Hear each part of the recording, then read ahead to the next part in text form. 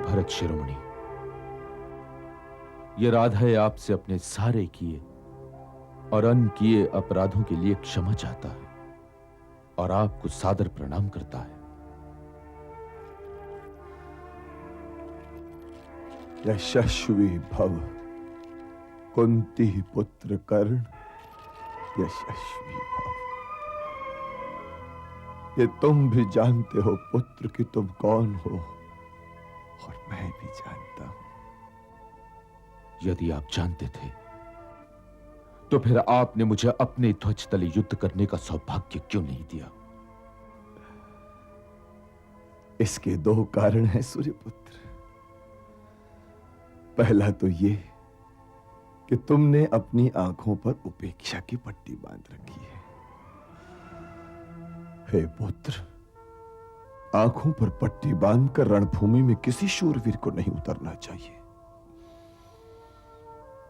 दूसरा कारण ये कि इस महायुद्ध में इतने शूरवीर मारे जाएंगे कि भारतवर्ष में शूरवीरों का अकाल पड़ जाएगा।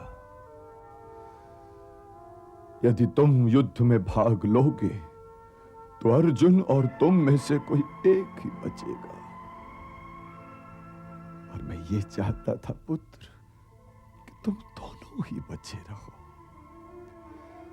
क्योंकि तुम दोनों जैसे शूरवीर बार बार जन्म नहीं लेते। तुम भरतवंशी नहीं हो,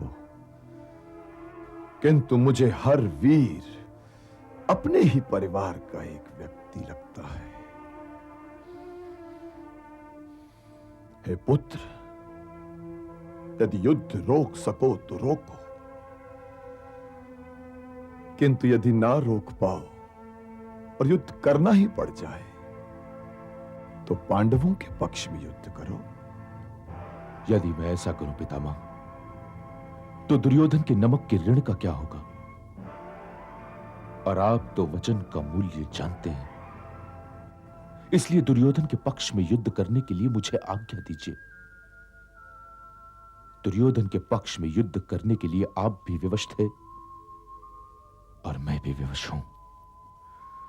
मैं आज्ञा तो नहीं दे सकता पुत्र, किंतु यह अवश्य कह सकता हूं कि हे सूर्यपुत्र कर्ण, अपने धर्म का पालन करो।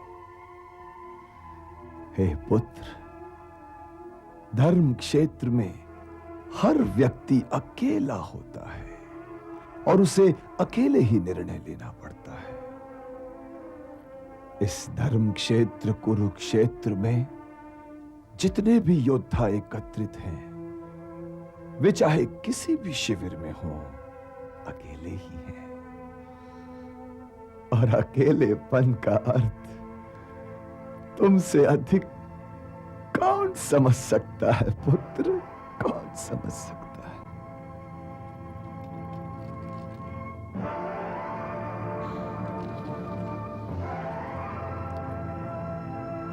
यशस्वी भव।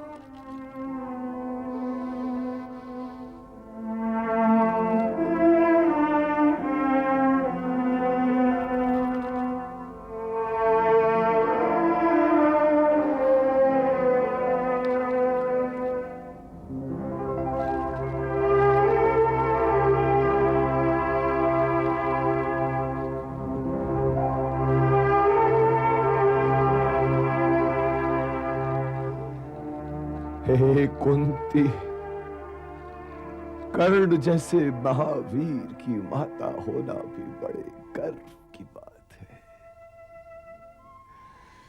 बधाई हो पुत्री, बधाई हो। शरशय्या पर भीष्म है, करें कर्ण से बात।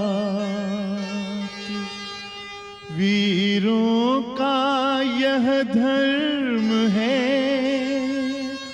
रहें धर्म के साथ।